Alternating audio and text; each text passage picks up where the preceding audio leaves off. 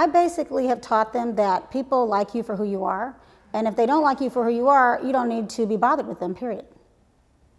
It's kind of harsh, but you know, it's worked for me. Okay. I'm Blair's mom, and I have actually 4 other children who range from 42 to 22, who are all just as fabulous as Blair is in their own way. And I'm Blair Amani. I'm 25 years old. I converted to Islam. I was raised Christian, and I'm her daughter.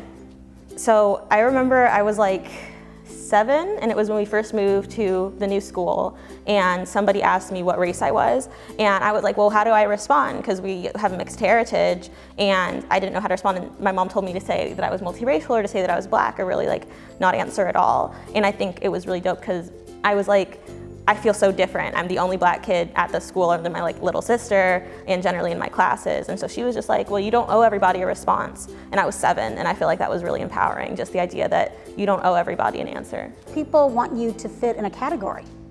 And I mean, how many of us fit in categories? Some of the categories that they want you to fit in are not even real. They're imagined categories. Like gender. You know? I did not always recognize how supportive my parents were. I was like really confused because like there'd be things where I had an issue with somebody at school and I was really mad at them, and I'd be telling my mom about it, and I'd be like, oh, and they just totally pissed me off, and like, you know, that person, and she'd be like, well, what about their perspective? What kind of day are they going through? And she, you know, she wanted me to understand the other person's perspective, but I was just like, my mom's never on my side, you know? But it's really helped me now because I deal with so much hate online, and it helps me compartmentalize and think, okay, well, what is that person going through that has nothing to do with me? Exactly, because whatever they're going through, they're trying to put it on you, but it's so not about you. The way my mom operates, if there's somebody who is being left out or like doesn't have a family or is being kind of ignored, my mom and my dad will scoop you up. And like, just when I was growing up, people who were getting divorced and, you know, didn't have a place to live, they would live with us. And that wasn't just one time, but like several times. And it was like, oh, this person lives with us now. This person is part of our family now. And it wasn't ever this idea that like family should be something, like to have a family, you have to exclude people. That's not true. The more people you bring in, the more abundance of like human connections you're making. That's like the most beautiful thing, I think, in the human experience. Well, I think, you know, there's that saying, you pick your friends, not your family.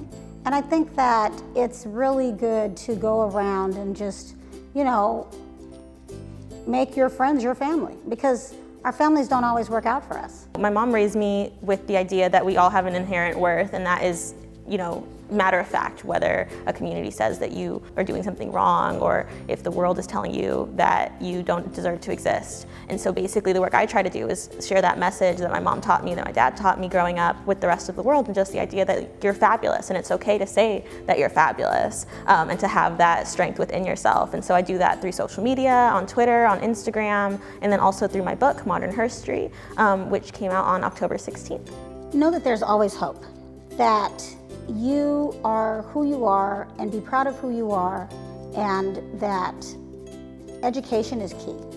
If you help educate those around you who maybe don't agree with you, they can become more open through education, because, you know, discrimination and bigotry is from ignorance.